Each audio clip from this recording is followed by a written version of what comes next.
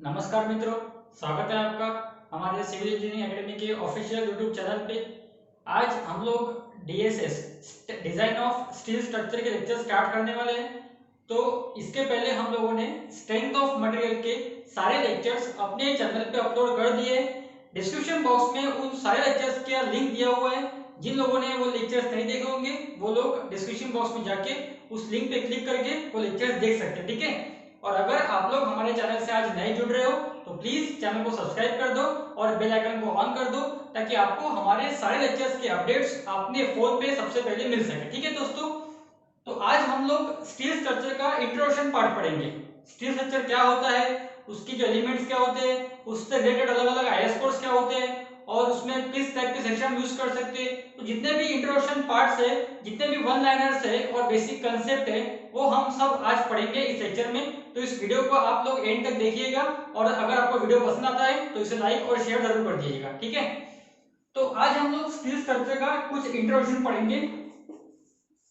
तो सबसे पहले स्टील स्ट्रक्चर होता क्या है।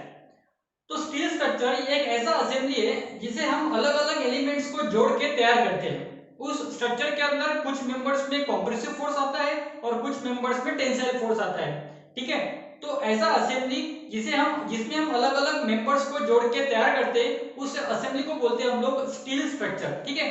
अब आप लोगों को ये पता होना चाहिए कि स्टील स्ट्रक्चर जो बनता है वो बनता है रोल्ड स्टील सेक्शन से। जिस एलिमेंट्स को हम लोग जोड़ जोड़ के एक असेंबली तैयार करते हैं वो एलिमेंट्स कैसे बनते हैं, वो एलिमेंट्स बनते हैं रोल्ड स्टील सेक्शन से। तो ऐसे रोल्ड स्टील सेक्शन 5 तरह के होते हैं। There are 5 categories of rolled steel section. तो ये आप लोगों को पता होना बहुत इंपॉर्टेंट है क्योंकि ऐसा एक क्वेश्चन एग्जाम में पूछ सकते हैं। ऐसे मल्टीपल चॉइस क्वेश्चन बनते हैं कि rolled steel sections are divided into how many categories. तो वो है 5 कैटेगरीज। तो उसको डिवाइड किया है अलग अलग आईएस कोड्स में। IS 226, IS 961, IS 1977, उसके बाद में IS 8500। तो ऐसे अलग अलग आईएस कोड्स है जो रोल्ड स्टील सेक्शन को डिवाइड करते हैं। जैसे IS 226 जो होता है वो यूज करते हैं हम लोग स्टैंडर्ड क्वालिटी के लिए। IS 961 जो होता है वो यूज करते हैं हम लोग फ्यूजन वेल्डिंग के लिए। IS 1977 जो होता है वो यूज करते हैं हम लोग एक हाई टेंसाइल स्टील के लिए। और एक होता है IS 2062, वो हम लोग यूज करते हैं कुछ ऑर्डिनरी क्वालिटी के लिए। और IS 8500 हम लोग यूज करते हैं मीडियम और हाई स्ट्रेंथ क्वालिटीज के लिए।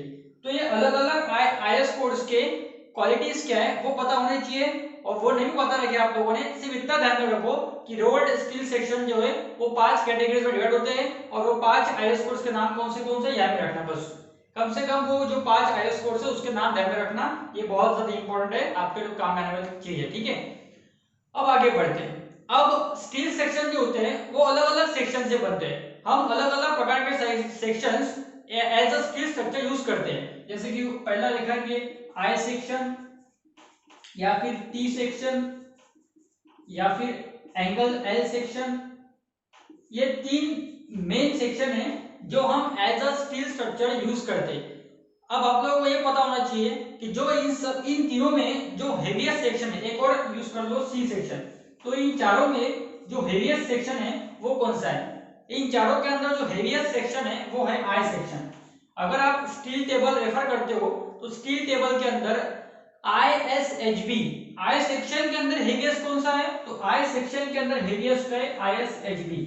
अगर आप स्टील टेबल रेफर करते हो तो स्टील टेबल में ISHB 450, ISHB 450 ये एक हेवीएस्ट सेक्शन है जो कि हम यूज कर सकते एक अपने स्टील स्ट्रक्चर के लिए, ठीक है। तो इन चारों सेक्शन के अंदर कौन सा सेक्शन सबसे ज्यादा हेवी है, वो है आई सेक्शन। और आई सेक्शन के अंदर which section is heaviest, ISHB, ठीक है। ये एक पॉइंट ध्यान में रखना। उसके बाद में अगर आपको ऐसा किसी ने पूछा कि लैटरल बकलिंग को रेजिस्ट करने के लिए इनमें से कौन सा सेक्शन हम यूज कर सकते हैं, लैटरल बकलिंग को रेजिस्ट करने के लिए इन चारों में से हम which section we will prefer, तो हम यूज करेंगे आई सेक्शन। अगर आपको बकलिंग प्रेफर करने का है, बकलिंग को रेजिस्ट करने का है तो आप हेवीएस्ट की तरफ जाओ और इन सब में हेवीएस्ट कौन सा है, तो इन सब में हेवीएस्ट है आई सेक्शन, ठीक है दोस्तों। तो लैटरल बकलिंग को रेजिस्ट करने के लिए हम यूज करते हैं आई सेक्शन, और अगर आपको कभी टॉर्शन डोमिनेट करना है तो वहां हम यूज करते हैं बॉक्स टाइप सेक्शन। ऐसा भी क्वेश्चन पूछते हैं कि टॉर्शन को रेजिस्ट करने के लिए which type of section we use box type section. ठीक है, ये 2-3 पॉइंट ध्यान में रखना। उसके बाद में अब आपको बताता हूं कि अगर आप पढ़ रहे हैं स्टील स्ट्रक्चर, तो स्टील के कुछ बेसिक प्रॉपर्टीज क्या होते हैं। स्टील के बेसिक प्रॉपर्टीज क्या होते हैं जो अपने को याद रखना बहुत ज्यादा जरूरी है। जैसे कि स्टील का कार्बन कंटेंट क्या होता है, स्टील का इलॉन्गेशन क्या होता है, स्टील का पॉइजन रेशियो क्या होता है, स्टील का स्पेसिफिक ग्रेविटी क्या होता है, ये सब बातें अपने को पता होना जरूरी है अगर आप कोई भी एग्जाम के लिए प्रिपेयर कर रहे हैं तो सबसे पहले स्टील का जो स्पेसिफिक ग्रेविटी होता है, एक सेकंड पेन चेंज करता हूं।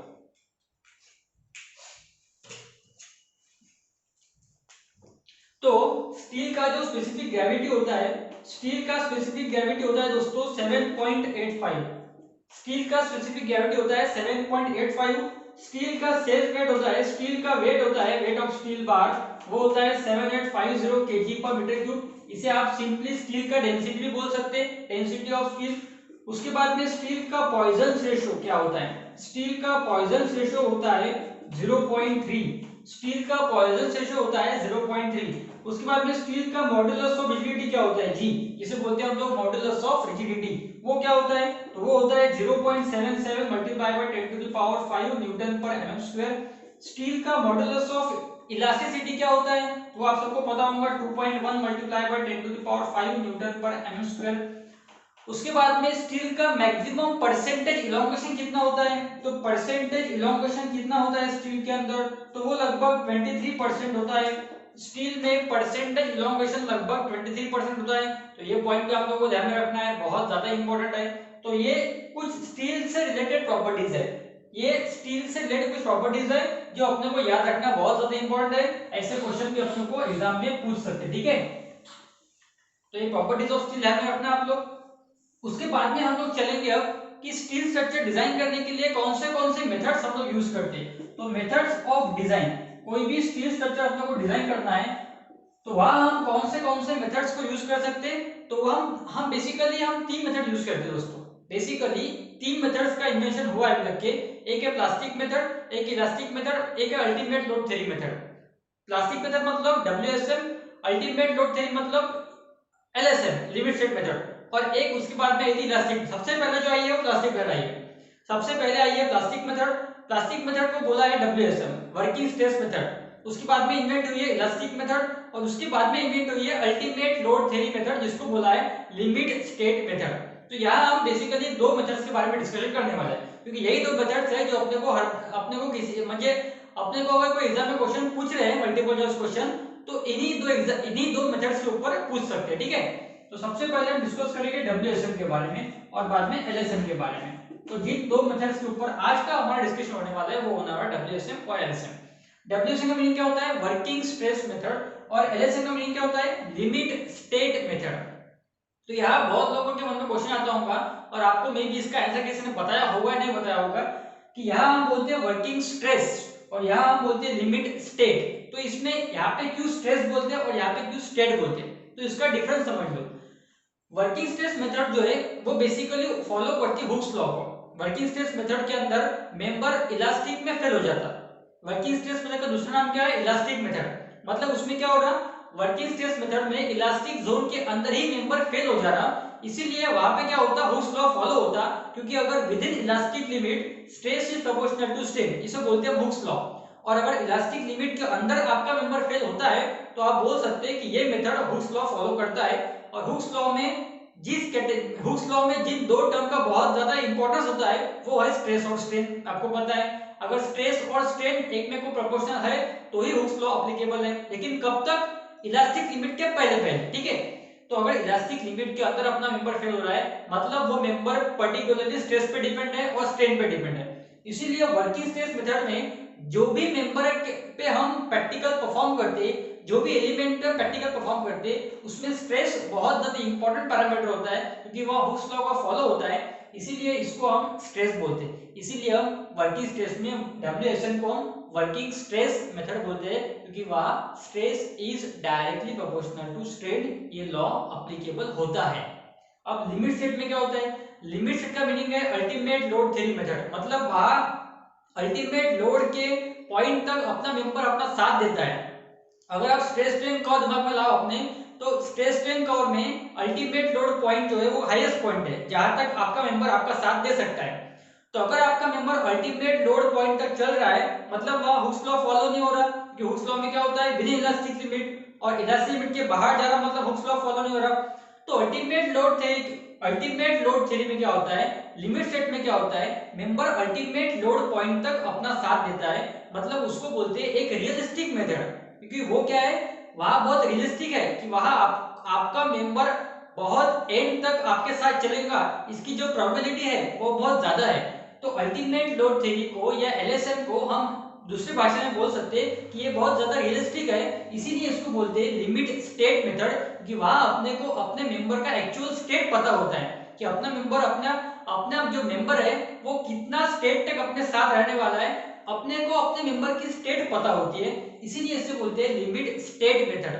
तो ये दो पॉइंट ध्यान में रखना कि वर्किंग स्ट्रेस में member will fail within elastic limit, और लिमिट स्टेट में member can sustain up to the ultimate load point. ठीक है, ये दो बातें इन दो मेथड्स के अंदर ध्यान में रखने वाली बहुत ज्यादा इंपॉर्टेंट है। दूसरी बात, WSM मेथड के अंदर सिर्फ एक ही फैक्टर ऑफ सेफ्टी हम लोग यूज करते हैं, इसके अंदर हम जो फैक्टर ऑफ सेफ्टी यूज करते हैं वो लोड के लिए और मटेरियल के लिए सेम होता है, इंडिपेंडेंट फैक्टर ऑफ सेफ्टी हम यूज नहीं करते WSM के अंदर, इसीलिए WSM में जो फैक्टर ऑफ सेफ्टी हम यूज करते हैं उसको सिंपली फैक्टर ऑफ सेफ्टी ही बोलते हैं। लेकिन LSM में जो फैक्टर ऑफ सेफ्टी हम यूज करते हैं उसे बोलते हैं हम लोग partial safety factor. Limit state method के अंदर जो फैक्टर ऑफ सेफ्टी हम लोग यूज करते हैं उसे बोलते हैं पार्शियल सेफ्टी फैक्टर। पार्शियल क्यों बोलते हैं, क्योंकि वहां फैक्टर ऑफ सेफ्टी को हम डिवाइड करते हैं, लोड के लिए अलग और मटेरियल के अलग, मतलब एक फैक्टर ऑफ सेफ्टी को हम पार्शियल लोड के टर्म डालते हैं और पार्शियली मटेरियल में डालते हैं, इसीलिए वहां उस टर्म को बोलते हैं हम लोग पार्शियल सेफ्टी फैक्टर। ठीक है, लोड के लिए अलग रहता है और मटेरियल के लिए अलग रहता है। आपको पता होगा कंक्रीट के लिए पार्शियल सेफ्टी फैक्टर होता है हमेशा 1.5 और स्टील के लिए पार्शियल सेफ्टी फैक्टर होता है हमेशा 1.15। ठीक है, कंक्रीट के लिए पार्शियल सेफ्टी फैक्टर होता है 1.5 और स्टील के लिए होता है 1.15। ठीक है, ये और दो तीन पॉइंट आप ध्यान में रखना, बहुत ज्यादा इंपॉर्टेंट है। उसके बाद में हम लोग पढ़ेंगे अब कि ये एलएसएम और डब्ल्यूएसएम के अंदर मेन डिफरेंस क्या है, कि एलएसएम के अंदर मेंबर इलास्टिक के अंदर फेल होता और डब्ल्यूएसएम के अंदर मेंबर इलास्टिक के अंदर फेल होता और एलएसएम के अंदर मेंबर अल्टीमेट लोड पॉइंट तक सस्टेन कर सकता। दूसरी मेन बात क्या है, डब्ल्यूएसएम में सिर्फ एक ही फैक्टर ऑफ सेफ्टी है और एलएसएम में दो फैक्टर ऑफ सेफ्टी है, लोड का अलग और मटेरियल का अलग। ठीक है, अब हम देखेंगे कि जो बेसिक स्टील के मटेरियल जैसे बोल्ट कनेक्शन हो गया, जिस तरह से हम कनेक्शन करते हैं स्टील के अंदर, बोल्टेड करते, रिवेटेड करते, वेल्डेड करते, या फिर स्टील स्ट्रक्चर जो है वो यील्डिंग में फेल होगा या बकलिंग में फेल होगा या अल्टीमेट स्ट्रेस पे फेल होगा, इन सब स्टेजेस पे पार्शियल सेफ्टी फैक्टर क्या होता है, इन सब के वैल्यूज आपको पता होना बहुत ज्यादा इंपॉर्टेंट है। तो देखिए, तो सबसे पहले अगर आपका मेंबर अल्टीमेट स्ट्रेस पे फेल होता है, अगर आपका मेंबर अल्टीमेट स्ट्रेस पे फेल होता है तो उस वक्त आपको आपका पार्शियल सेफ्टी फैक्टर का सिंबल होता है गामा m1 और उसका वैल्यू होता है 1.25। अगर आपका मेंबर अल्टीमेट स्ट्रेस तक आपके साथ चल रहा है तो उस वक्त पार्शियल सेफ्टी फैक्टर का वैल्यू क्या होता है 1.25, partial safety factor for resistance govern by ultimate stress. IS code 800 2007 के पेज नंबर 28 पे या 29 पे आप लोगों को टेबल दिखेगा पार्शियल सेफ्टी फैक्टर का। पेज नंबर 28 पे आप लोगों को पार्शियल सेफ्टी फैक्टर का टेबल दिखेगा, तो वहां भी आप लोग जाकर रेफर कर लेना जो बता रहा मैं अभी। ठीक है, उसके बाद में अगर आपका मेंबर यील्डिंग में या बकलिंग के द्वारा फेल हो रहा, मतलब रेजिस्टेंस गवर्न बाय यील्डिंग से फेल हो या बकलिंग से फेल हो, दोनों का सिंबल भी एक है और दोनों का पार्शियल सेफ्टी फैक्टर भी एक ही है, उसका वैल्यू है 1.1। If your member is fail against yielding or buckling, then partial safety factor will be 1.1। ठीक है, अगर आपको अब जैसे कनेक्शन के बारे में होता था, अब मैं कनेक्शन के ऊपर आता। अगर आपको बोल्टेड कनेक्शन यूज करने का है तो बोल्टेड कनेक्शन के अंदर गामा एमपी उसको सिंबल है, गामा का सिंबल इसके अंदर है, गामा मतलब होता है पार्शियल सेफ्टी फैक्टर, एम मतलब मटेरियल और बी मतलब बोल्ट।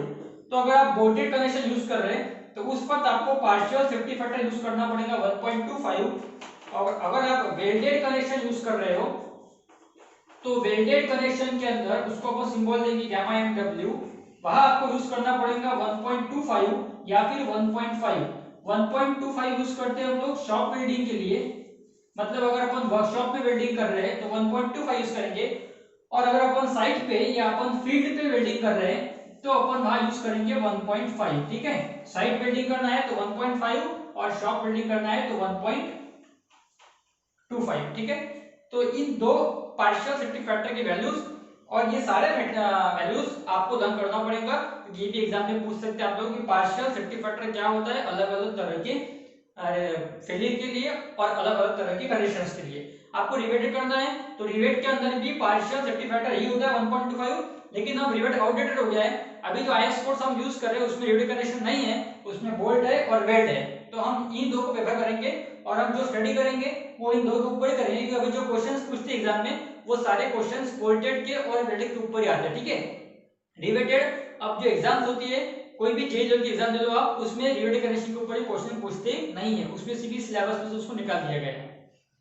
अब हमने आज क्या पढ़ लिया पूरा, आज हमने पूरा ये स्टील स्ट्रक्चर से रिलेटेड जो इंट्रोडक्शन पार्ट्स था कि स्टील स्ट्रक्चर कैसे बनते हैं, उसमें कौन से सेक्शन यूज करते हैं, प्रॉपर्टीज क्या है स्टील के बेसिक एंड वैल्यूज क्या होते हैं, मेथड्स क्या है डिजाइन करने की, और जो पार्शियल सेफ्टी फैक्टर है उसके वैल्यूज क्या होते हैं, ये सब आज के लेक्चर में हमने पढ़ लिया। अब हमको पढ़ना है आगे कि कनेक्शंस किस तरह के होते हैं, कौन से मोड्स में हम कनेक्शन कर सकते हैं, और जो कनेक्शंस हम करते हैं वो कनेक्शंस किस तरह के बोर्ड में फेल हो सकते हैं, ये हमको आगे पढ़ना है। और उसके ऊपर से बहुत सारे क्वेश्चंस बनेंगे, इसके ऊपर से क्वेश्चन बहुत कम बनते हैं और ये एग्जाम में पूछेंगे भी, इसकी चांसेस भी बहुत कम है। इसके जो बुलेट पॉइंट्स होते हैं वो आप लोग कोई भी किताब में से पढ़ सकते हैं, मैं इसे आपको हाईलाइट बता रहा हूँ, ये लेक्चर्स में मैं आपको हाईलाइट बता रहा हूँ कि कौन से मोस्ट इंपोर्टेंट पॉइंट्स है जो आपको याद रखने का। ठीक है, जैसे कि heaviest section used in steel structure, I section, I section के अंदर हेवीएस्ट सेक्शन कौन सा है, आईएसएचबी।